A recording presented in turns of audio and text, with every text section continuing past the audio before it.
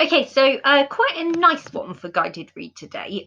No writing required, which is always something that seems popular. So let's see what we're going to do today. Well, it's nice if you like drawing, which I don't. So, so this is your guided read for today. So you're going to choose to focus on one of the main characters of our story. So obviously that's either skunk or badger. You can choose. I don't mind. If you really like drawing, you can do both. That's absolutely fine. Okay, so the illustrator gives an impression of a character, but it's just their opinion. It's just what they think that the character looks like in their mind's eye.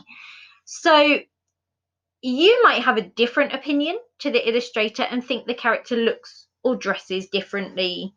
So it's John Classen, who's the illustrator of Skunk and Badger. So he's done loads of different books, like I Want My Hat Back and things like that. And he shows and portrays the skunk as, for example, is wearing a beige jacket on the cover. But he never actually tells us in the text that the skunk wears a beige jacket. So that's just like his opinion. That's just what he is imagining that the skunk is wearing. So you might think that the skunk wears something different, like say a pink t-shirt or a hat or a Chelsea shirt maybe. I don't know. Maybe the skunk is a Chelsea supporter. Who knows? So this is your task today. So you're going to draw a sketch of your chosen character. So either the skunk or the badger. But what I don't want you to do is just like copy John Classen's illustration. I want you to draw.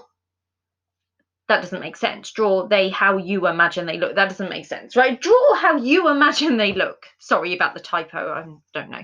I actually made this before Christmas, so I don't even have any excuses like of home learning stuff. So what I want you to consider is what their faces are like. So give them some character, give them some expression. Like I imagine, like I've said, that the badger is quite like an unhappy character, so he might be scowling, whereas if I was drawing the skunk, he might be smiling because he's quite cheerful and quite optimistic. What clothes are they wearing, if any? I mean, in lots of things like this, the animal is like naked, isn't it? So if you imagine they are wearing clothes, you can draw them wearing certain clothes. Maybe they're holding something in their hands. So do you imagine that the badger is maybe holding a rock? Or the skunk might be holding something to do with cooking with, like a mixing bowl, or he might be wearing a chef's hat. How are they standing or sitting? So do they stand? Do they sit? Are they somewhere? What's their surroundings like? So it's just your impression of this character. So this is mine. Obviously, I have not drawn this. I cannot draw at all. I have found it on the internet, but you guys are going to have a go at drawing. So I, for example, think that Badger is like really grumpy. So I think he looks like this. So he's got like the clenched fists, which show he's really angry. And he's got all his like teeth sticking out. And he's a bit cross-eyed where he's cross. And like his claws are really long because we talk a lot in the book about him tip clawing along. So that is just what I think the badger is like, which you can see is very different from John Classen's opinion of it. So yeah, bit of drawing today.